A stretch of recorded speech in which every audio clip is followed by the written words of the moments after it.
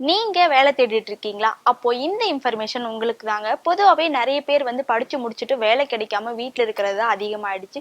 So நெறைய பேர் வந்து படிச்சு முடிச்சுட்டு என்னடா நமக்கு வேலையே கிடைக்க மாட்டேன்னுதே அப்படின்னு சொல்லி ரொம்ப ஃபீல் பண்ணிட்டு இருப்பாங்க.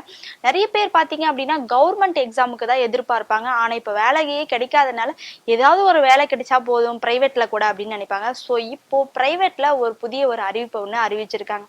அதாவது புதுக்கோட்டை மாவட்டத்துல தாங்க இந்த அறிவிப்பை வந்து அறிவிச்சிருக்காங்க. ஸோ இனிமே யாருமே வந்து ஃபீல் பண்ணாதீங்க. புதுக்கோட்டை மாவட்டத்துல ஒரு தனியார் துறை நிறுவனம் தாங்க இந்த ஒரு அறிவிப்பை வந்து அறிவிச்சிருக்காங்க. அதாவது வந்து ஒரு கம்பெனி மட்டும் இல்லைங்க, 15 கம்பெனி சேர்ந்து இந்த அறிவிப்பை வந்து அறிவிச்சிருக்காங்க. ஸோ அறிவிச்சது மட்டும் இல்லாம முகாம் வந்து நடத்துறாங்களாம். அப்போ நம்ம வேலைக்கு போக இன்ட்ரெஸ்டா இருக்கிறவங்க எல்லாமே அந்த முகாம்ல போய் கலந்துக்கிட்டோம் அப்படின்னா நமக்கு கண்டிப்பா வந்து வேலை கிடைக்கும். நார்மலா போயிட்டு அந்த முகாம்ல வந்து நம்ம கலந்துக்க முடியாது.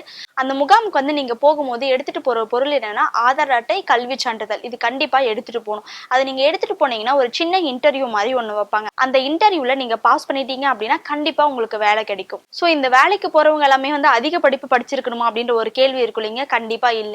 அதாவது 7th ஸ்டாண்டர்டுக்கு கீழே இருக்கிறவங்களுக்கு தாங்க அந்த ஜாப் இல்ல. 8th 9th 10th இருக்கட்டும், இல்ல நீங்க டிப்ளமோ என்ன படிச்சிருந்தாலும் சரி, ஐடி படிச்சிருந்தாலுமே சரி, கண்டிப்பா நாங்க வந்து ஒர்க்ல எடுத்துப்போம். நீங்க என்ன படிச்சிருக்கீங்களோ அதுக்கு தகுந்த மாதிரி எங்க கிட்ட வேலை வாய்ப்பு இருக்குன்னு சொல்லியிருக்காங்க. அப்போ நீங்க சொல்லுங்க, இந்த மாதிரி ஒரு சான்ஸை போய் மிஸ் பண்ணலாமா? கண்டிப்பா மிஸ் பண்ணக்கூடாது. அது மட்டும் இல்லாம அந்த முகாம்ல போய் என்னால கலந்துக்க முடியல, அப்ப நாங்க எப்படி வந்து இது வந்து அப்ளை பண்றது அப்படின்னு கேக்குறீங்களா?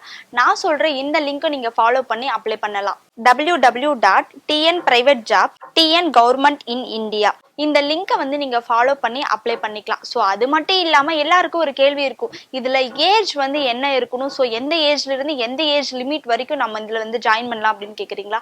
அதாவது 18ல இருந்து 35 வயசு வரைக்கும் இதுல கண்டிப்பா ஜாயின் பண்ணிக்கலாம். அப்போ நீங்க சொல்லுங்க, இந்த சான்ஸை இனிமே மிஸ் பண்ணுவீங்களா? கண்டிப்பா மிஸ் பண்ணாதீங்க. ஸோ வேலை தேடிட்டு இருக்கிற உங்க ஃப்ரெண்ட்ஸுக்கு இந்த வீடியோவை ஷேர் பண்ணுங்க.